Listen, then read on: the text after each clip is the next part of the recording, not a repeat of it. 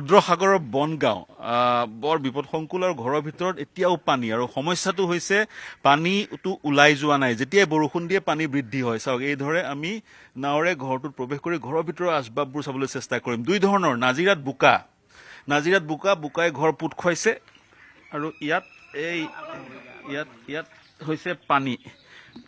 ওলাই নোযোৱাৰ কাৰণে এক অবৰ্ণনীয় পৰিৱেশৰ সৃষ্টি হৈছে আমি ঘৰৰ ভিতৰত প্ৰৱেশ কৰিবলৈ চেষ্টা কৰিম ৰ'ব ৰাইজে গম পাইছে কি ধৰণৰ বিপদসংকুল এক ব্যৱস্থা অতি অস্বাস্থ্যকৰ পৰিৱেশ ঘৰৰ ভিতৰখন খুলি দিয়কচোন ভিতৰখন চাওঁ ৰুদ্ৰসাগৰৰ সমস্যাটো হৈছে যোৱা 13 দিন হৈ গ'ল আৰু এওঁলোকে কৈছে যদি এই ধৰণে থাকে যদি বিভিন্নজনে আশংকা কৰিছে এই ধৰণে যদি 3 মাহ পানী থাকে কি হ'ব ঘৰখন ঘৰ হৈ থাকিবনে এয়া চাওক আমি ভিতৰত প্ৰৱেশ কৰিবলৈ চেষ্টা কৰিম ভিতৰত এয়া পানী নাওলৈ আহিলোঁ ঘৰৰ গৰাকীয়ে দেখুৱাইছে ঠিক আছে সাহায্য পাই আছে সাহায্য কেতিয়ালৈকে পাব আপোন ঘৰখনলৈ কেতিয়া আহিব স্বাভাৱিক জীৱন যাত্ৰা কেতিয়া ঘূৰি আহিব নামঘৰটোত পানী নামঘৰৰ পৰা পানী কেতিয়া আঁতৰিব আৰু তাৰপিছত পানী কেতিয়াবা শুকাব আকৌ পানী বৃদ্ধি পাব অস্বাস্থ্যকৰ পৰিৱেশ অসুখ বিসুখ হ'ব পাৰে মই খুৰা আপোনাৰ ওচৰলৈ আহিছোঁ হয় পিছফালে ফিচাৰী বহুত ফিচাৰী 10টা ফিচাৰী ন 10টা ফিচাৰী একাকাৰ হয় কওকচোন বাহিৰৰ ফিচাৰীবোৰ ফিচাৰী আমাৰ ইয়াত মানে জীৱন যাপন কৰাৰ মূল উপাৰ্জনৰ থল হ'ল ফিচাৰীৰ ওপৰতে নিৰ্ভৰ কৰি চলি থাকে আৰু এনেকৈ মৌ গৰু কেইটামান লৈ পিনি চলি আছে এতিয়া ফিচাৰী তল গ'ল পুখুৰীত জাল দিছিলে জালো তল গ'ল ইতিমধ্যে ফিচাৰীৰ পৰা মাছ পথাৰলৈ ওলাই গ'ল গতিকে অকণমান সংকট হৈছে আৰু এতিয়া কি কৰিব এতিয়া কথাটো হৈছে ঘৰটো উদ্ধাৰ কৰিব লাগিব আৰু আপোনালোকৰ জীৱিকাৰ যি উপায় সেই উপায়টো পুনৰ জীৱিকাৰ যি পথ সেই পথটো পুনৰ সুচল কৰি দিব লাগিব নহয় জানো হয় গতিকে এতিয়াতো সাহায্য পাই আছে নামঘৰটো ওচৰতে আছে নামঘৰত আপোনালোকে দহা কাজ পাতিব পাৰিবই যিগৰাকী ব্যক্তিৰ মৃত্যু হৈছে আপোনাৰ পিতৃ গতিকে 97 বছৰত সেইদিনাখনেই মৃত্যু হৈছে পানী যিদিনাখন বাঢ়িছিলে হয় 97 বছৰ মৃত্যু হৈছিল তেওঁৰ দহা কাজ সমীপৰ নামঘৰটোত পানী উঠা নাই কৰিছে কিন্তু ঘৰটোৰ অৱস্থা চাওক অঞ্জন দেখুৱাওক ঘৰৰ এইটো বিভিন্ন কোঠা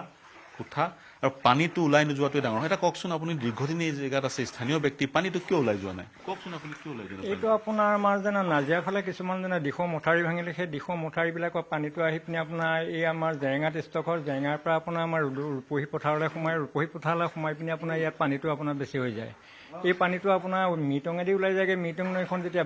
বাঢ়ি গ'লে সেই পানীটো ওলাই নগ'লে আমাৰ ইয়াত দুপে পানী বাঢ়ি গৈয়ে থাকিব মানে ডাঙৰ হৈ গৈ থাকিব পানীটো ওলোৱাৰ ব্যৱস্থাটো কৰি দিব লাগিব কৰিব লাগিব কালভাৰটো বনাব লাগিব কালভাৰটো এটা কালভাৰ আছে এইটো চাইডে আপোনাৰ মানকটা আলিমূৰত কালভাৰটো এটা চাইড ভাগিছোঁ আৰু কালভাৰটো সৰু হৈছে গোটেই পানীটো টানি নিয়াটো অকণমান প্ৰব্লেম হৈছে হয় পানীটো উলিয়াই নিদিয়ালৈকে যিমান দিন পানী থাকিব বেমাৰ আজাৰ হ'ব কিবা পশুধনৰ ইয়াত মৃতদেহ চাই ক'ৰবাত থাকিব পাৰে গতিকে অস্বাস্থ্যকৰ পৰিৱেশ শিশু কণ আছে গতিকে পানীটো উলিওৱাৰ ব্যৱস্থাটো শীঘ্ৰে কৰিব লাগে মই আপোনাৰ ফিচাৰীখিনি চাওঁগৈ বোলো মই ফিচাৰীখিনি পেনকুচাই ফিচাৰীখিনি চাবলৈ যাম বিপদসংকুল বৰ বেছি দূৰলৈকে ফিচাৰী আছে যিহেতু বেছি দূৰলৈকে যাব পৰা নাযায় ইয়াৰ প্ৰায় গতিকে তাত যিহেতু ফিচাৰী আছে পানীৰ গভীৰতা অধিক হ'ব এইটো কিটচেন আছিল আপোনালোকৰ